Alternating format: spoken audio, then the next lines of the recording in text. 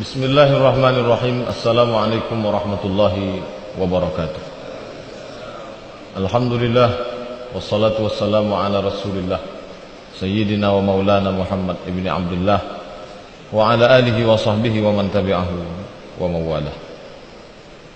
Bapak-bapak, ibu-ibu, hadirin hadirat jamaah fardu zuhur Masjid Agung An-Nur yang dimuliakan Allah subhanahu wa ta'ala. Pada siang hari ini kita akan mengkaji satu hadis yang disebutkan dalam kitab Sahih Al-Bukhari, disebutkan juga dalam kitab Sahih Muslim. Statusnya muttafaqun alaih, disepakati kesahihannya, tak diragukan sedikit pun, karena ada dalam dua kitab sahih menurut Ahlus Sunnah wal Jamaah, Sahih Bukhari dan Sahih Muslim. Diriwayatkan dari Ummu Habibah radhiyallahu anha. Qala Rasulullah sallallahu alaihi wasallam, Rasulullah bersabda, "Man shalla isnatai asyrata rak'ah." Siapa yang melazimkan salat isnatai asyrata rak'ah, 12 rakaat, fi yaumin wa lailah, sehari semalam, bunya lahu bihinna baitun fil jannah, dibangunkan untuknya satu tempat di dalam surga. Yang paling mengkhawatirkan kita adalah tempat. Kalau sudah mau malam tahun baru, hotel-hotel berbintang 5 di tempat yang paling hebat di booking 3 bulan sebelumnya. Apa yang dikhawatirkan orang? Khawatir tidur di kaki 5. Tempat sangat penting. Ketika akan salat Idul Fitri, Idul Adha, kita lihat orang bawa karpet, bawa sajadah, bawa koran. Untuk apa? Untuk tempat. Di tempat masjid yang besar disediakan khusus. Tidak boleh, orang biasa tak boleh mampir meletakkan mobil. Parkir khusus untuk orang-orang terhormat. Masalah apa itu? Masalah tempat. Begitu pentingnya tempat. Padahal itu semua hanya tempat yang tak lama. Berapa lama orang sanggup tinggal di hotel bintang 5? Paling lama seminggu, sebulan. Berapa lama orang parkir? Paling lama 1 jam, 2 jam. Tapi ada satu tempat di akhirat yang dapat di booking sejak zaman sekarang, tapi tak diperdulikan orang. Bagaimana cara mendapatkan tempat itu? Hadisnya diriwayatkan oleh Ummu Habibah. Man shalla isnatai asyrata rak'ah, siapa yang salat 12 rakaat, fi yaumin wa lailah, sehari semalam, dari mulai terbit fajar sampai tenggelam matahari, sampai terbit lagi ada 12. Bunyalahu bihinna baitun fil jannah, dibangunkan untuknya satu tempat di dalam surga. Bapak Ibu yang dimuliakan Allah Subhanahu wa taala, apakah yang dimaksud dengan 12 rakaat itu masuk di dalamnya salat duha, salat tahajud, salat witir, salat hajat, salat sunat taubat, salat istikharah, salat tasbih? Yang dimaksud dengan 12 rakaat itu hanya qabliyah dan ba'diyah saja. Yang 12 itu adalah 4 rakaat sebelum zuhur, 2 rakaat setelah zuhur, 2 rakaat setelah maghrib, 2 rakaat setelah isya, 2 rakaat sebelum subuh. Itulah yang disebut dengan 12 rakaat. 12 rakaat, kalau ditotal semuanya 4 rakaat sebelum zuhur, 2 rakaat setelah zuhur, 2 rakaat setelah maghrib, 2 rakaat setelah isya, 2 rakaat sebelum subuh. Maka 12 rakaat. Lalu bagaimana dengan orang yang 2 rakaat sebelum zuhur? Berarti kan 10. Ada juga riwayat tentang itu. Hadisnya pun sama sahih, diriwayatkan oleh Abdullah bin Umar. Jadi dua-dua dapat dilaksanakan. Bapak Ibu yang melaksanakan 4 rakaat sebelum zuhur, pakai riwayat hadis Ummu Habibah. Yang 2 rakaat sebelum zuhur berarti 10, maka dia pakai riwayat Abdullah bin Umar radhiyallahu anhuma. Bapak dan Ibu hadirin hadirat yang dimuliakan Allah Subhanahu wa taala. Tapi tak dapat berpegang dengan satu hadis ini saja. Nanti kalau berpegang dengan ini, kita menyalahkan orang qabliyah isya. Saya salat di salah satu masjid, tausiahnya dari maghrib ke isya. Habis azan isya, dikumandangkan azan isya, stop pengajian, lalu kita pun salat qabliyah isya.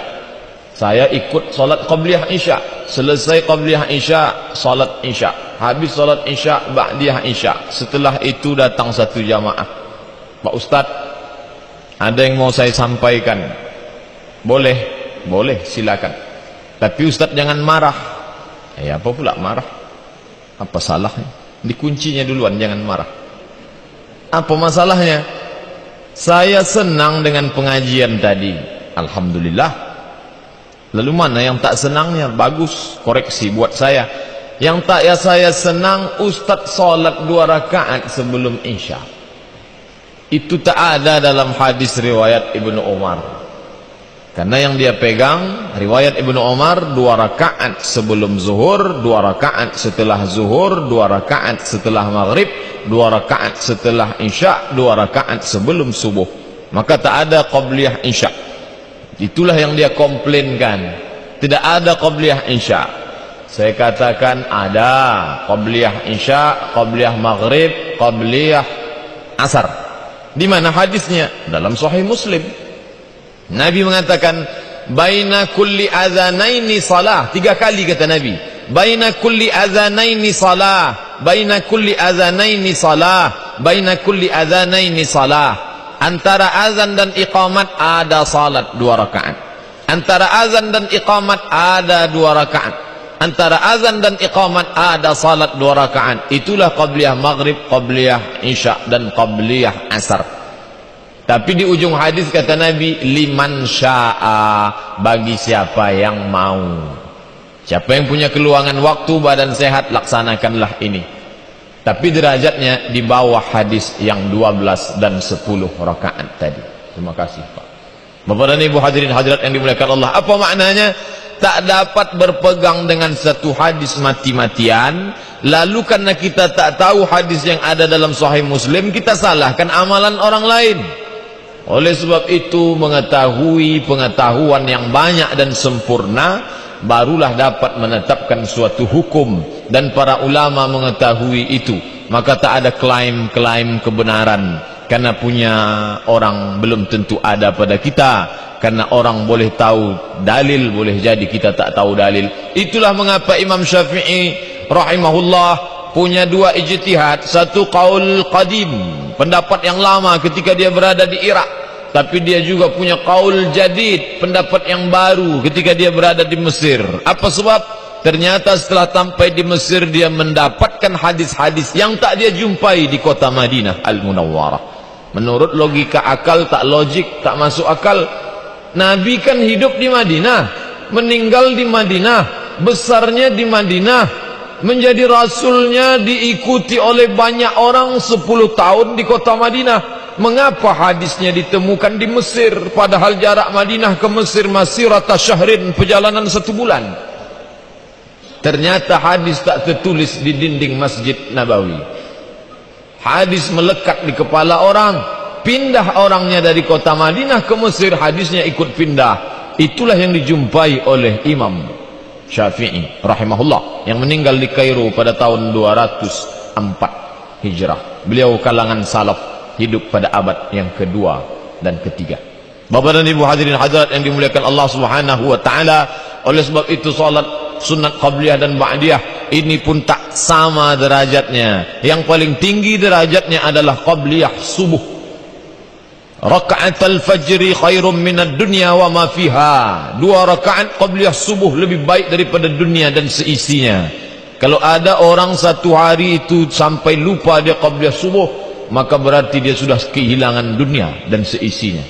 Walaupun kebunnya sejauh mata memandang, walaupun emasnya 3 kilo, tapi dia sudah kehilangan dunia dan seisinya. Siapa yang mengatakan demikian? Rasulullah sallallahu alaihi wasallam.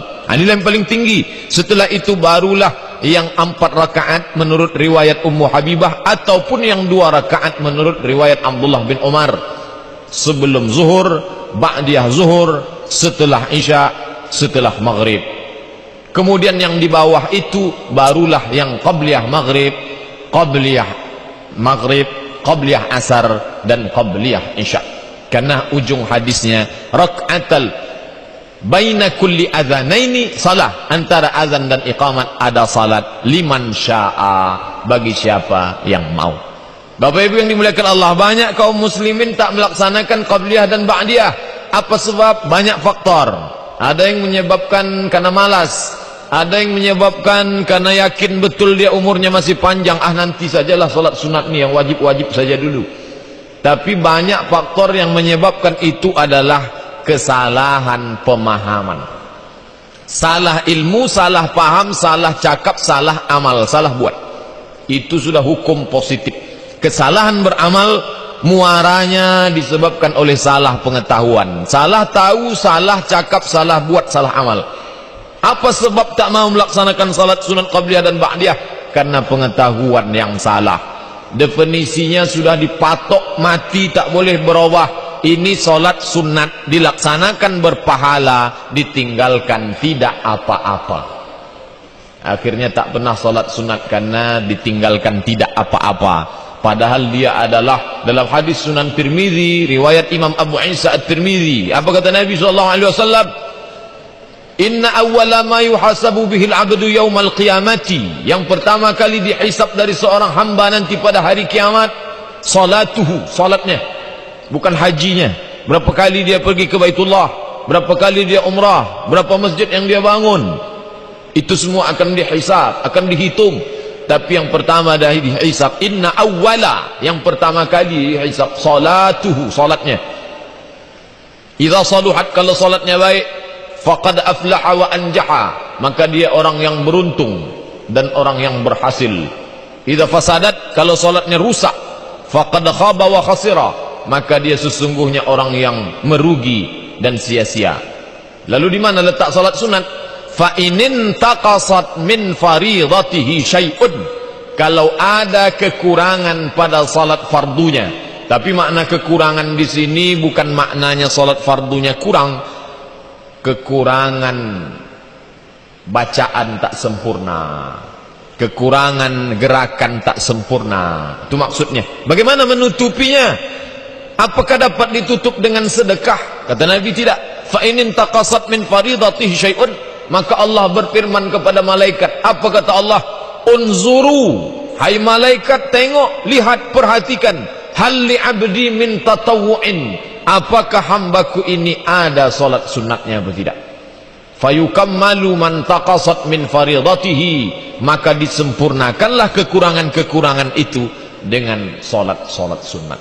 Oleh sebab itu kita yang merasa kekurangan banyak, kadang tumakninah tak sempurna, kadang bacaan kita tak lengkap seperti yang diajarkan Rasul, kadang pula hati kita tak sekhusyuk yang diharapkan.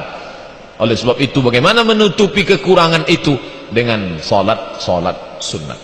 Bapak dan Ibu hadirin hadirat yang dimuliakan Allah, kalaulah pemahaman kaum muslimin memahami salat sunat begitu pentingnya sebagai melengkapi segala kekurangan, maka dia tak akan meninggalkan walau sesaat pun. Sampai-sampai Nabi bersama Bilal bin Abi Rabah dalam suatu perjalanan musafir panjang, karena terlalu lelah, capek, perjalanan yang penuh dengan rintangan dan kesulitan, lalu Nabi tertidur. Kapan baru terjaga? Dau'us syams, panas terik matahari yang mengena ke wajah membuat mereka terbangun. Kira-kira kalau panas baru terbangun paling tidak pukul 6.30 atau pukul 7. Ketika terbangun, Nabi tak langsung salat subuh, tapi Nabi perintahkan kepada Bilal bin Abi Rabah mengumandangkan azan.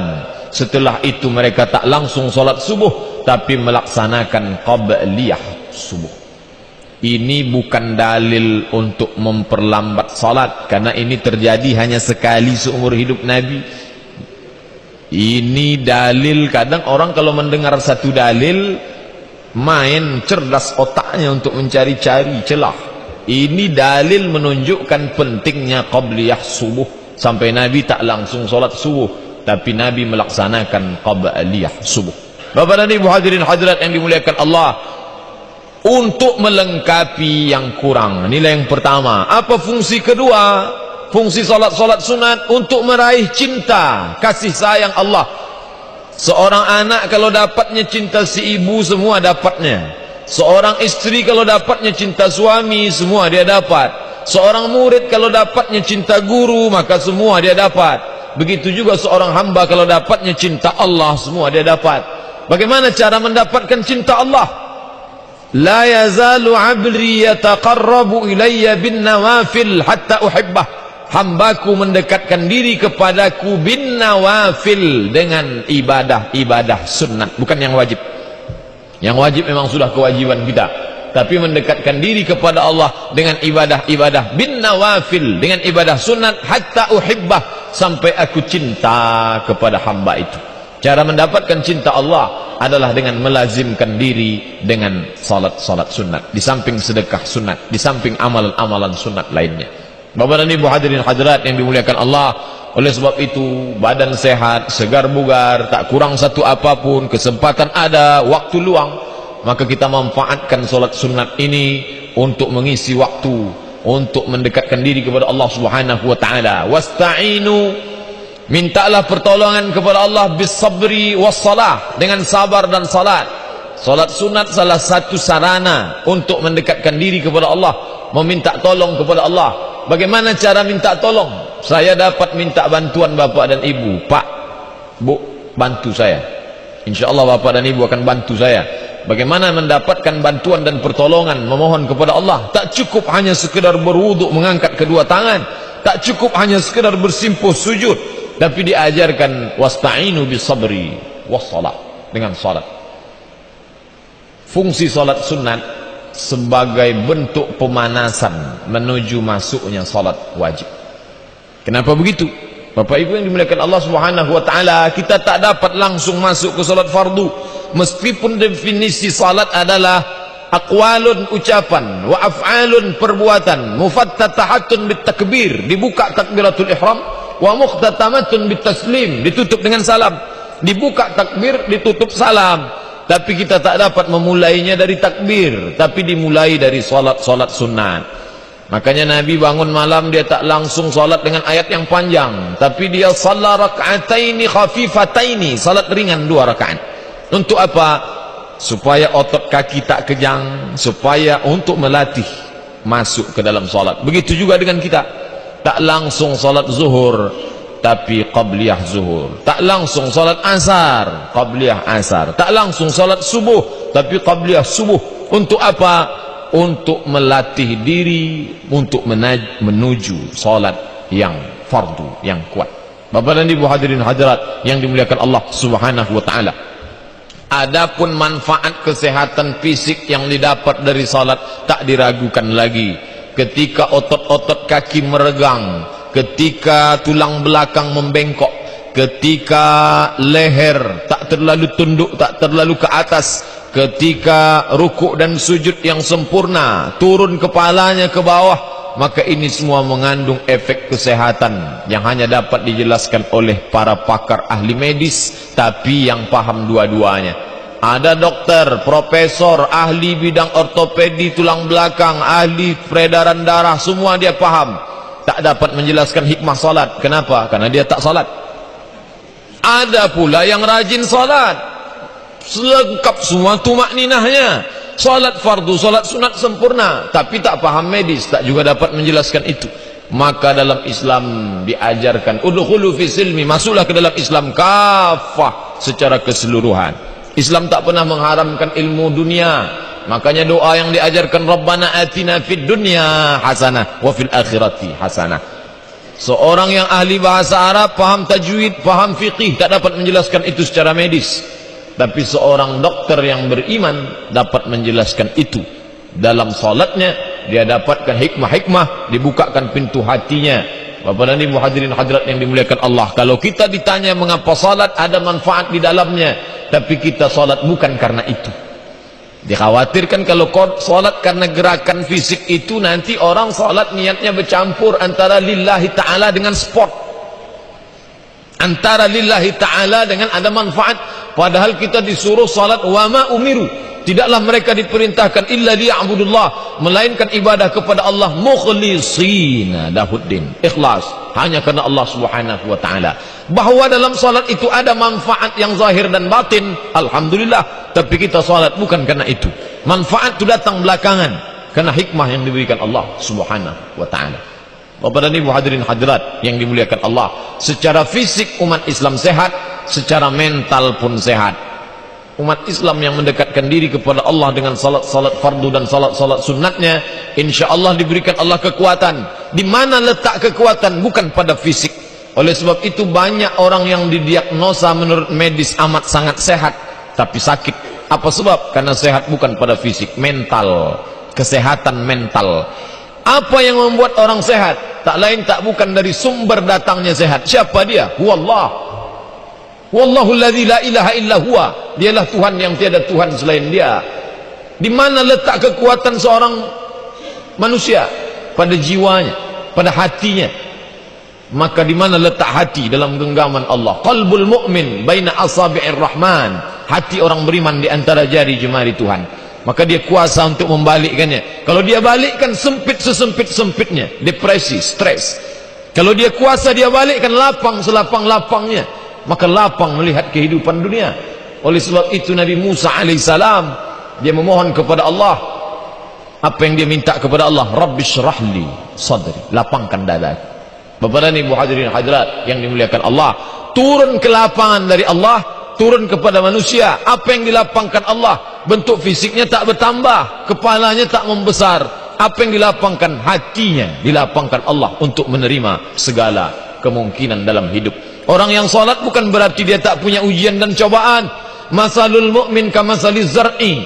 Perumpamaan orang beriman seperti batang pokok kayu. Bapak Ibu duduk sejenak melihat pohon kayu yang tinggi, angin tak pernah berhenti. La tazalur rihu tumiluhu. Angin akan tetap menggoncangkannya, tapi dia tak patah. Apa sebab? Karena dia punya kekuatan. Orang yang salat tetap juga diuji. Orang yang salat tetap juga datang angin silih berganti. Sampai kapan? Sampai mati. Tapi dia tetap kuat. Apa yang membuatnya kuat? Karena semua dia serahkan kepada Allah Subhanahu wa ta'ala. Inna salati wa nusuki wa mahyaya wa mamati lillah. Dulu dia dihormati orang, dicium tangannya, dibukakan pintu mobilnya, bahkan mungkin bekas air minumnya pun diminum orang untuk mencari berkah, walaupun kita tak diajarkan untuk itu. Saking hormatnya dan sanjungnya orang. Tapi sampai masanya orang meninggalkan. Berdukakah orang Islam? Sakitkah hatinya? Jatuhkah perasaannya? Tidak. Kenapa begitu? Karena dia paham dalam solatnya sudah dia serahkan semuanya. At-tahiyatul, segala penghormatan. Mubarakatul, segala keberkatan. Salawatul, segala puja-puji dan doa-doa. Tayyibatul, segala yang baik-baik. Lillah, semuanya milik Allah. Tak ada punya kita walau seujung jari, seujung kuku. Semuanya milik Allah. Tu'izzu man tasha', kalau engkau mau kau angkat setinggi-tingginya. Wa tuzillu man tasha', kalau engkau mau kau jatuhkan serendah-rendahnya. Biadikal khair, di dalam genggamanmu segala kebaikan. Bapak Ibu yang dimuliakan Allah Subhanahu wa ta'ala. Oleh sebab itu ibadah-ibadah sunnat ini kita laksanakan saja. Sami'na wa ata'na. Bahwa manfaatnya ditemukan oleh dokter, ditemukan oleh psikolog, ditemukan oleh pakar. Kata mereka ada 100 manfaat salat sunat. Itu baru ibarat tangan yang dicelupkan ke dalam lautan. Yang 100 itu hanya yang melekat di tangan. Sisanya samudera yang maha luas. Masih banyak manfaat lain yang belum tertangkap oleh akal lemah manusia. Oleh sebab itu kita beribadah bukan karena temuan-temuan itu. Kita beribadah karena Allahu Akbar.